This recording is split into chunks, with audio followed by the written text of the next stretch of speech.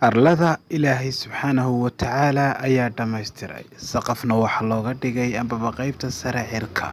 Haddii aad awood sheeganayso, waxaad noqonaysaa mid ku guul darraysta soo ogaanshaha dhabta.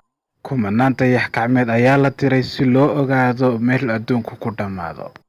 Balse hawada sare may dhaafin, mana leh awood ay ku gudbaan oo Ilaahay ayay gaar u tahay.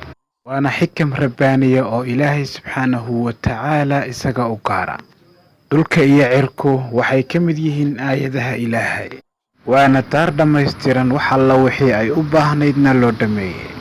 Waxaana uu Rabbi ugu talagalay inay ku noolaadaan kuna xeeshaan ilmo nebi aadan, kana faa'iidaystaan khayraadku Ilaahay ku manaystay. Waxaana ka mid ah nimcooyinkaasi ogsajiin rabbaaniya oo Ilaahay u dhigay, taasoo aynaan ka maarmi karin weliba hal sekin.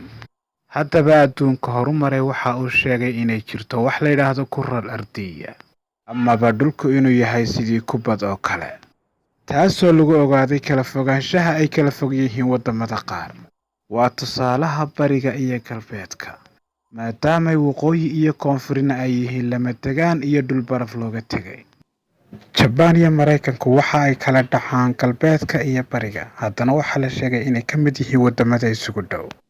Waxaynu tusaale uga dhigi karnaa dagaalkii labaad ee adduunka. Labadan waddan dagaal ayaa dhex maray.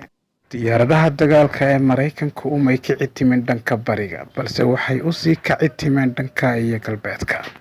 Sidoo kale diyaaradaha dagaalka ee Jabaan umay soo jihaysan dhanka galbeedka, balse waxay u sii jihaysteen dhanka iyo bariga. Waxaana weliba si toos ah isaga hor yimi muddo aad u kooban labadii ciidan. Dayax-gacmeedka la diraa bartii laga diray ayuu ku soo noqdaa muddo kadib, isaga oon weliba samaynin wax leexleexasho ah, taasoo xoojinaysa inuu dhulku yahay sidii kubaddii kale. Dhulka iyo dayaxuna waxay ka mid yihiin meerayaasha ugu waaweyn adduunka. Diinteenna suubanina kama soo horjeeda in dhulku ka mid yahay meerayaasha adduunka ugu waaweyn. Dhulkana marka loo qaybiyo 3 meelood, 2 meelood ayaa biyo ah. Taasina waxay xigmadda ku jirta ay tahay maadaama uu ahaa meerihii adduunka ugu kululaa, Ilaahay subxaanahu wa tacaala waxa uu ku qaboojiyey badda. Waana cibro iyo aayado ku qaadasho mudan. Abuuridana Rabbi subxaanahu wa tacaala ayaa iskale. Haddii aynu u yeedhno qof yaqiinta ka liito, waxa uu ka odhanayaa diyaaradaha, maraakiibta, hubka casriga, baabuurta iyo kaarayaasha, iyo weliba dhammaan aaladaha casriga ee lagu wada xidhiidho meel kastaba nooc kastaba ha ahaadaan. Waxa uu ka odhanayaa bini aadam ayaa gacantooda ku sameeyey.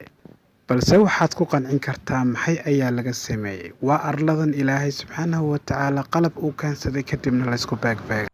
Waxaa lama huraan isagoo jawaab waafi haysta inuu la galban doono. Ka daawo Yuusuf Magan waxyaabo ku raali geliya.